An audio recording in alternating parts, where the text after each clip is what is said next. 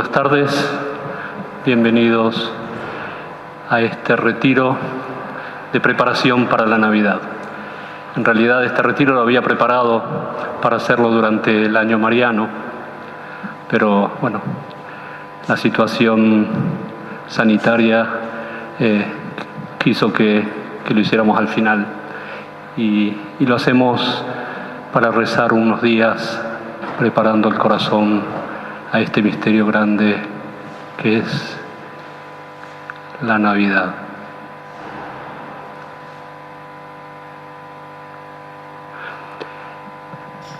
¿Qué piensan ustedes cuando escuchan esta frase? Muero contento, hemos vencido al enemigo, hemos batido al enemigo. Ustedes piensan enseguida en la batalla de San Lorenzo, el sargento Cabral, hace 200 años. Y si escuchan esta otra, vende todo lo que tienes, dalo a los pobres y sígueme. Esa la dijo Jesús hace 2000 años. Y hay una gran diferencia entre una frase y otra, porque en esa batalla de San Lorenzo Cabral murió. Y Dios, que es el autor de la Escritura, es el que nos habla en la Escritura, es un Dios que vive. Y entonces cada vez que escuchamos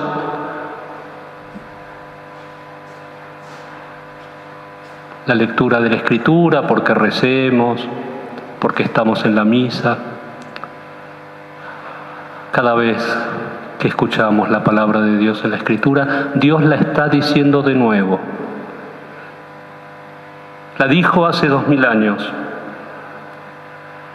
pero la dice de nuevo hoy a cada uno de nosotros. Y en estos días vamos a leer unos pasajes de la Escritura. Voy a tratar de explicar algunas cosas acerca de esos pasajes, pero esto no es un curso de Biblia, no es un curso de historia. Leemos la Biblia y explicamos la Escritura para permitirnos comprender mejor lo que Dios quiere decirnos, lo que Dios hoy nos dice a cada uno de nosotros cuando escuchamos la Escritura, porque nuestro Dios es un Dios vivo, y como dice la carta a los Hebreos, la palabra de Dios es viva y eficaz. No es una palabra muerta. Leer la Biblia no es como leer la Ilíada o la Odisea. Leemos la palabra de Dios para escucharlo a Dios. Esto es importante, es muy importante. Por tanto, no es necesario acordarse todo lo que voy a decir.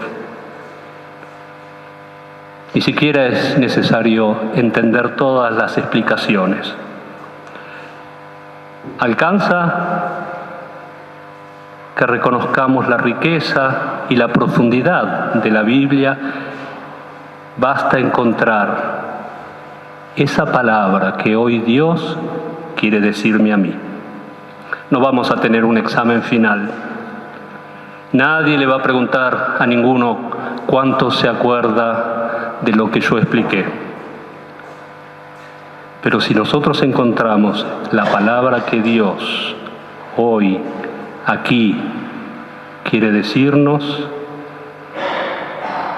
esa palabra que hoy a nosotros como comunidad creyente, como comunidad, no como individuos aislados, como comunidad creyente, está diciéndole a cada uno de sus hijos, ese es el gran fruto de este retiro. San Ignacio decía que no es necesario saber muchas cosas, sino gustar internamente. Y lo decía con ese lenguaje suyo del siglo XVI, que a veces nos suena un poco duro, pero que es sabroso. Decía San Ignacio, no el mucho saber harta y satisface el alma. No el mucho saber satisface el alma, sino el sentir y gustar de las cosas internamente. Entonces no venimos estos días a estudiar la Biblia. La palabra de Dios nos es dirigida hoy a nosotros porque tiene algo que decirnos, y eso lo va a decir al corazón, no a la cabeza. Gustar internamente, porque Dios nos va a hablar al corazón, no a la cabeza. El Salmo 32 dice: vean y gusten qué bueno es el Señor. Eso venimos, a gustar la bondad del Señor, que siempre nos habla para consolarnos, para instruirnos, para guiarnos.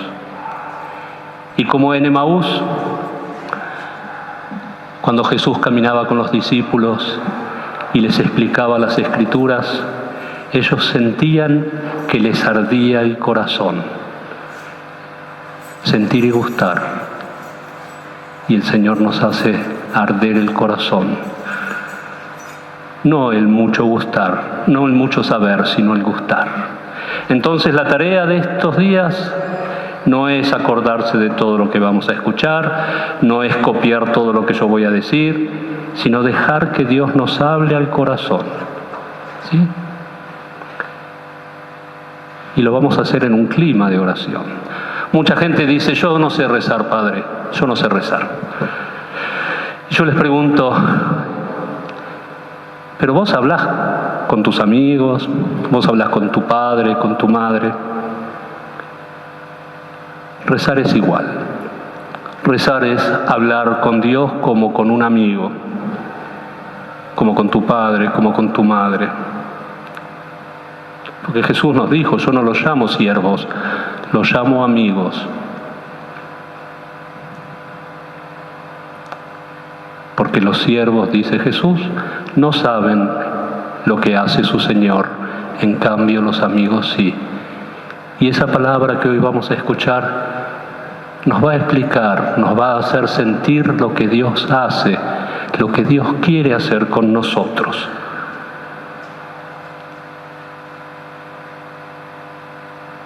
Como en Emaús, el Señor hace arder nuestro corazón, y eso lo quiere hacer hoy de nuevo con nosotros. Las reflexiones que quiero proponerles en estos días se refieren a las palabras que, según los evangelios, María ha pronunciado en distintas ocasiones.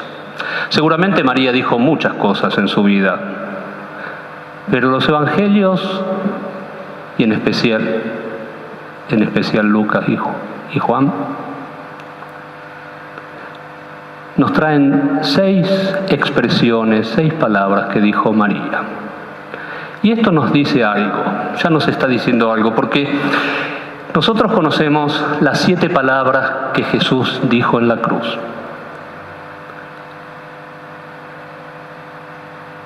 Muchos teólogos a lo largo de la historia comentaron estas 7 palabras. En cambio, las palabras que dijo María nos llaman mucho la atención, y esto es extraño, porque ya el hecho de que sean 6 ya significa algo. 6 es un número simbólico, y ya es una invitación a profundizar, a excavar para ver qué nos quiere decir. Porque si el número 7 es el número de la perfección, es el número de Cristo, es lógico que el número 6 sea el número de María, el número que precede y que posibilita la llegada del 7, la llegada de Cristo. El Concilio Vaticano II, voy a hacer una pequeña mención, no se asusten. El Concilio Vaticano II nos señala cuál es el lugar que tiene María en la historia de la salvación. Y no lo hace en un documento que habla solo de María, lo hace cuando habla de la Iglesia. Y así como María fue el instrumento de la encarnación de Cristo, así sigue engendrando hijos en la Iglesia, hijos de Dios. Porque María es madre de Cristo y de todos nosotros que somos miembros de Cristo. Entonces, la tarea de la Iglesia es llevar a la plenitud el cuerpo de Cristo. Un cuerpo que tiene una cabeza perfecta, que es Jesús, que está en el cielo. Y tiene muchos miembros, que somos nosotros, que estamos creciendo. Como dice San Pablo, estamos tratando de llegar a la estatura de Cristo. Somos pequeños, pero estamos llamados a llegar a la estatura de Cristo. Y para eso la historia, para que tengamos tiempo de crecer y llegar a esa estatura. Entonces, así como María dio vida al primogénito, a Jesús, el primogénito de muchos hermanos, así continúa dando dando vida a todos sus miembros, que somos nosotros. Hay otro elemento. En la historia de la salvación, es decir, ¿qué es la historia de la salvación? Es la historia como la concibe Dios, como la piensa Dios, como la quiere Dios. Es la historia de Dios con el hombre. Al principio fueron necesarios un hombre y una mujer, Adán y Eva. Y así como fueron necesarios al principio un hombre y una mujer, en la plenitud de los tiempos, como dice el Evangelio, en la plenitud de los tiempos necesita otro hombre y otra mujer, Jesús y María. San Ireneo, que era un obispo del siglo II, retomando el pensamiento de San Pablo, nos dice que así como Adán fue recapitulado en Cristo, así también Eva fue recapitulada en María. ¿Y qué significa esto de recapitular? Era necesario que Cristo retomase la historia de Adán, una historia que quedó trunca por el pecado, y la llevara a su perfección con todo lo que en Adán había de positivo, pero también con todo lo que en Adán había de negativo y que Jesús debía dar vuelta. Y lo mismo en Eva y en María. Retomar lo positivo y también lo negativo para darlo vuelta. La desobediencia de Adán y Eva en la obediencia de Cristo y de María. Los profetas del Antiguo Testamento han expresado de manera muy fuerte la relación de Dios con su pueblo como una relación del esposo con la esposa.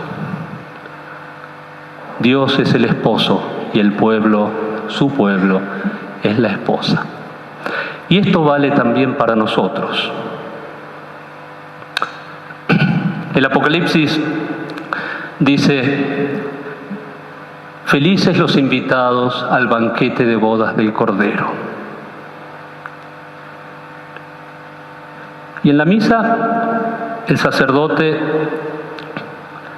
en una de las fórmulas, porque hay varias, una de las fórmulas que dice antes de la comunión, después del Cordero de Dios, dice: este es el Cordero de Dios, el que quita el pecado del mundo. Alzando la hostia: este es el Cordero de Dios que quita el pecado del mundo. Felices los invitados al banquete de bodas del Cordero. Inmediatamente después viene la comunión. Hay un lugar en la iglesia, que está ahí, en ese lugar, que se llama ombligo. Es el ombligo porque es el centro de la iglesia y representa una cosa. Representa la ascensión de Jesús, Jesús que se va al cielo, ahí por la cúpula. Y nos dice San Lucas que Jesús se fue alzando y los iba bendiciendo. Y los discípulos se quedaron mirando a Jesús que se iba y los iba bendiciendo, y se le aparecieron unos ángeles que le dijeron: ¿por qué se quedan mirando al cielo? Ese Jesús que ustedes ahora ven que se va, lo van a ver volver de la misma manera. Y en ese lugar Jesús desciende de la misma manera, bendiciendo. Y en ese lugar la Iglesia realiza dos acciones litúrgicas: el matrimonio y la comunión. Porque el hombre dejará a su padre y a su madre, se unirá a su mujer y formarán una sola carne. El esposo con la esposa, mi alma, la esposa de Cristo, y Cristo mi esposo, en la comunión. ¿Se dan cuenta? Es un misterio masculino y femenino, el hombre y la mujer que forman una sola carne. Y si somos invitados al banquete de bodas del Cordero, no es para ir a llevar un regalito, es para ir a unirnos con Cristo y formar una sola carne. Cuando Jesús les dice a sus discípulos que se va, que los va a dejar en los discursos de despedida antes de la pasión, los discípulos se entristecen.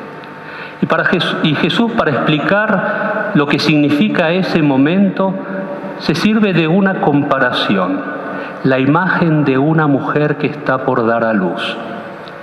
Cuando una mujer va a dar a luz, siente tristeza porque le ha llegado la hora.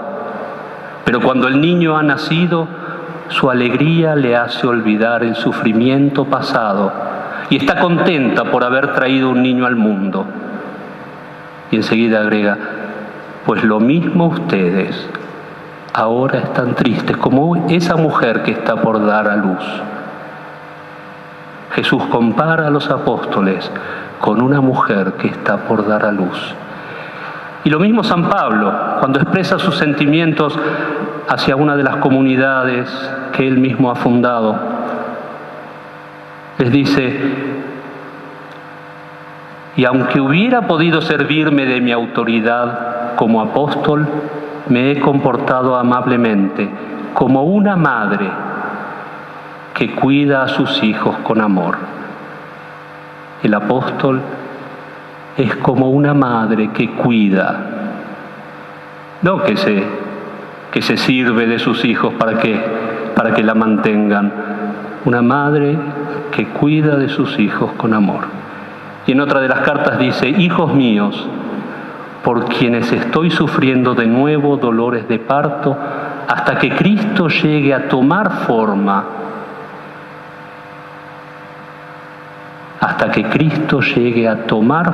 definitiva en ustedes. Tomar forma. Este es el misterio. Nos unimos a Cristo en una sola carne para transformarnos, para que Cristo nos transforme. Cuando nosotros almorzamos algo que nos gusta, por más que comamos mucho, nunca nos vamos a transformar en una milanesa, gracias a Dios. Pero si recibimos la Eucaristía, si recibimos el cuerpo de Cristo, esa es la única comida que nos transforma. Si comemos a Cristo, nos transformamos en Cristo.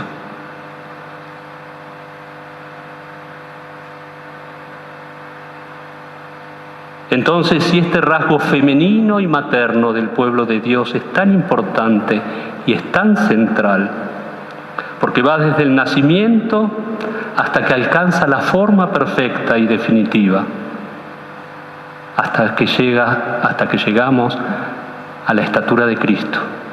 Entonces no podemos dejar de mirar a María, porque mirándola y meditando sobre su figura, meditando sobre su misión, vamos a poder comprender cómo es esta tarea de engendrar a Cristo en nosotros. Y esta es la propuesta del retiro. meditar las 6 palabras de María buscando un fruto concreto, la transformación de nuestra carne en carne de Cristo para tener los mismos sentimientos que Cristo. Todos, hombres y mujeres, debemos aprender este rasgo femenino y materno de la Iglesia, porque es la misión de todos engendrar a los hijos de Dios. Hay un texto del profeta Isaías que se lee en la noche de Navidad, y lo vamos a leer dentro de unos días. Y dice: nos ha nacido un hijo. Nos ha nacido un hijo. No dice me ha nacido un hijo o les ha nacido a ustedes un hijo. Nos ha nacido un hijo. Y lo escuchamos cada Navidad, porque este hijo sigue naciendo. Y para que esto continúe sucediendo es necesario que haya una madre, que es la Iglesia. Y es necesario que cada uno de los creyentes que forma parte de ella siga creciendo para que en él nos nazca un hijo.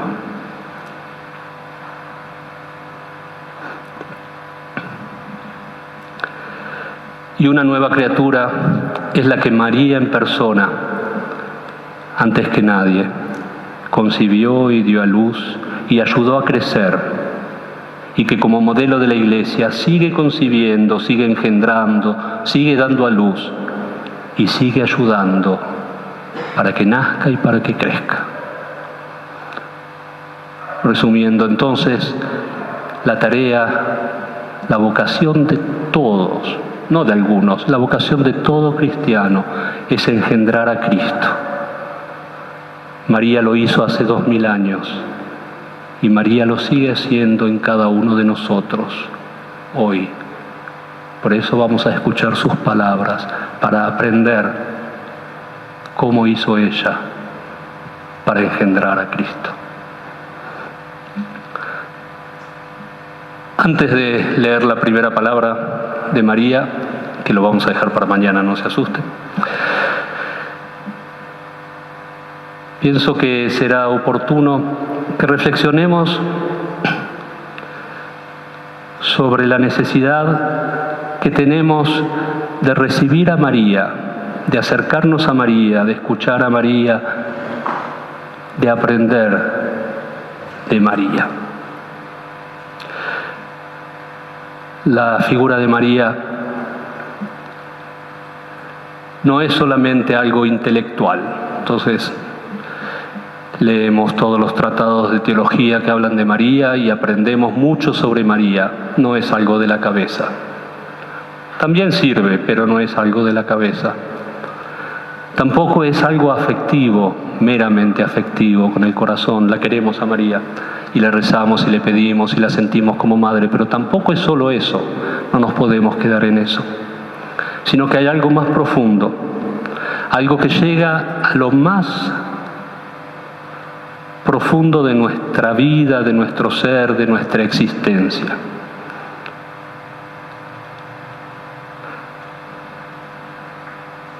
Hay 2 pasajes que nos van a indicar esto.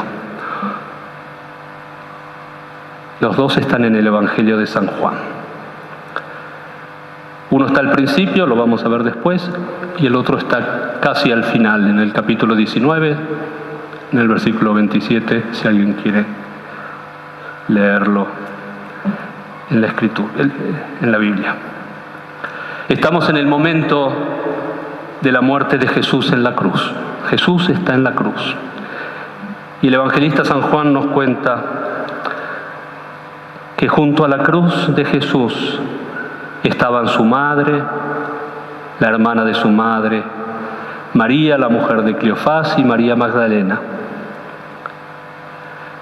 Jesús, al ver a su madre y junto a ella al discípulo a quien tanto amaba, dijo a su madre: «Mujer, ahí tienes a tu hijo».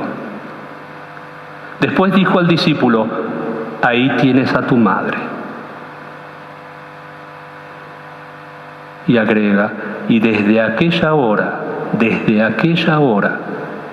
el discípulo la recibió como suya.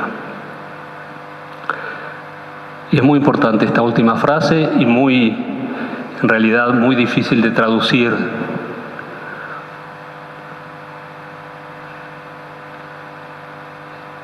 El texto griego, si lo traducimos al pie de la letra, dice, el discípulo la recibió entre lo que era suyo. Y por ahí en la Biblia ustedes encuentran muchas otras traducciones. La recibió en su casa, la llevó con él. Pero porque la frase es difícil de traducir, y cuando encontramos en la Escritura una frase un poco rara, es que ahí hay un misterio escondido.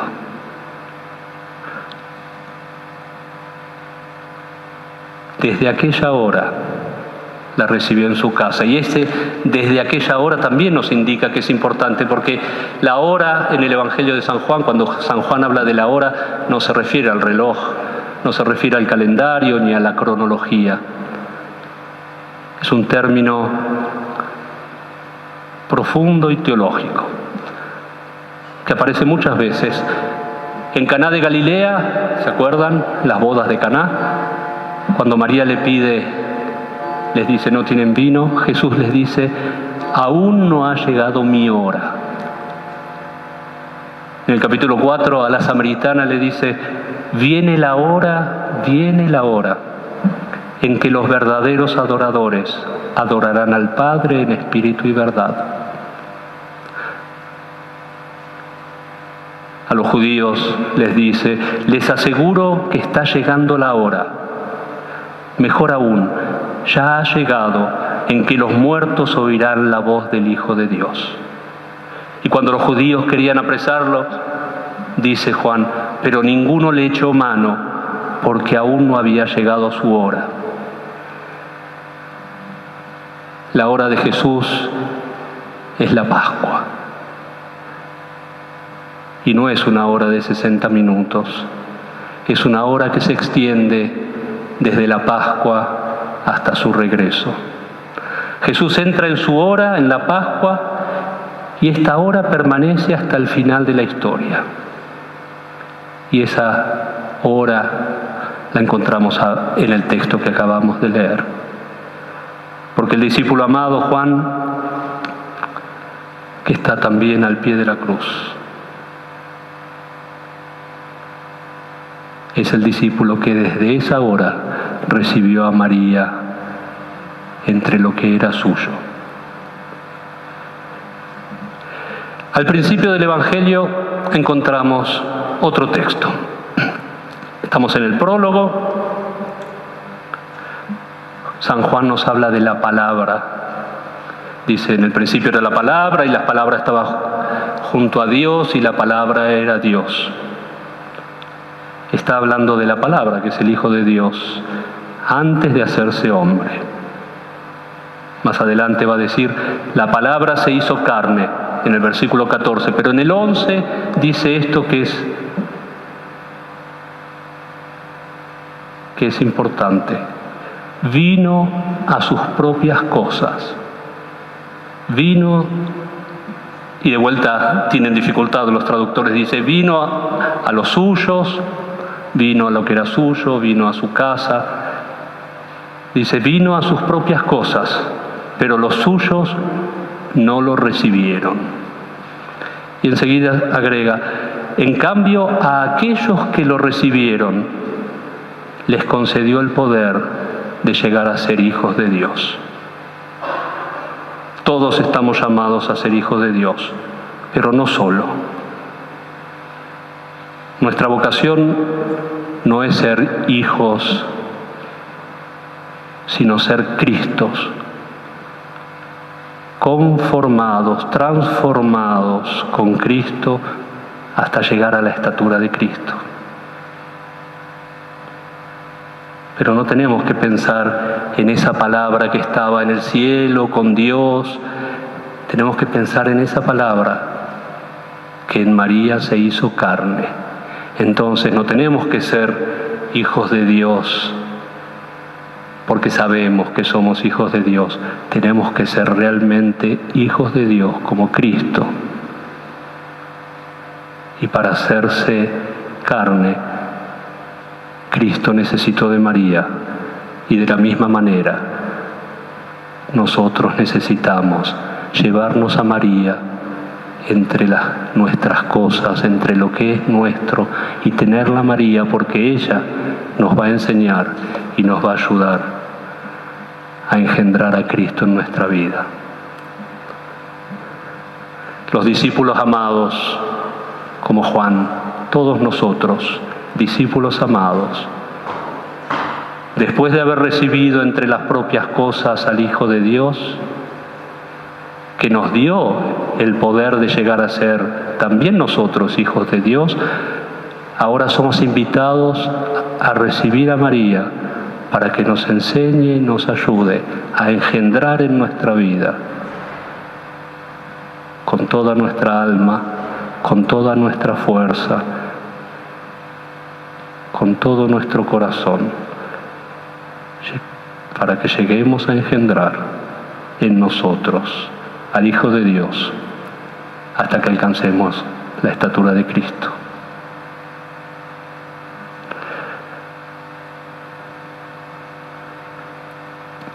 Recibir a la Madre le da carne a nuestro ser hijos de Dios.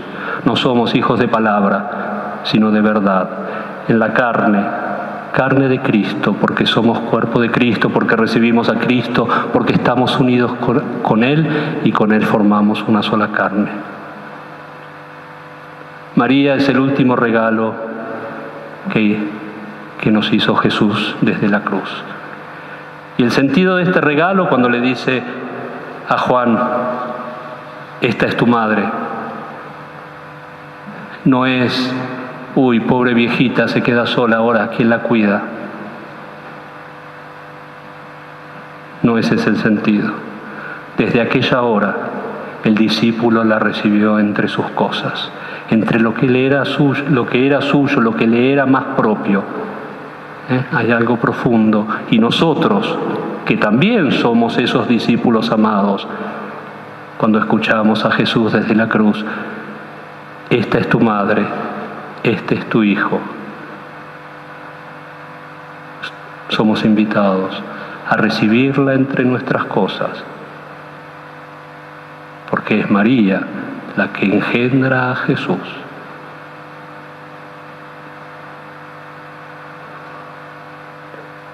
En estos días vamos a reflexionar entonces sobre las palabras de María, pero este es el trasfondo. Buscar que María nos enseñe a engendrar a Cristo en nuestras vidas. Y para que recemos, alguno por ahí esta noche se queda un rato rezando, o mañana tiene un ratito para rezar, yo les propongo algunas preguntas para empezar este retiro, poniendo toda nuestra existencia delante de Dios y especialmente delante de María. Hemos pasado 9 meses de pandemia, de cuarentena. Cada uno puede pensar y meditar qué cosa engendró en esos 9 meses. Engendramos bronca, resentimiento, engendramos tristeza, desconfianza. Puede ser, pero ahora se nos invita a que engendremos a Cristo, que crezcamos un poquito más. Sabemos que la estatura de Cristo es enorme, pero a eso estamos llamados e invitados. ¿Qué engendré yo en estos 9 meses que me gustaría engendrar en los próximos?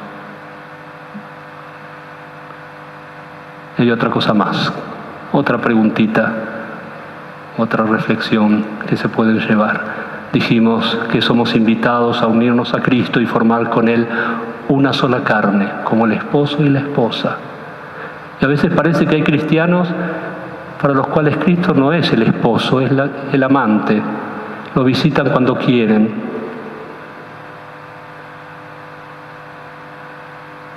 Una sola carne, para tener los mismos sentimientos de Cristo. Y esto es grande, y esto es fuerte, y esto duele. Porque si miramos la vida de Cristo, no es que Cristo andaba de shopping todo el día.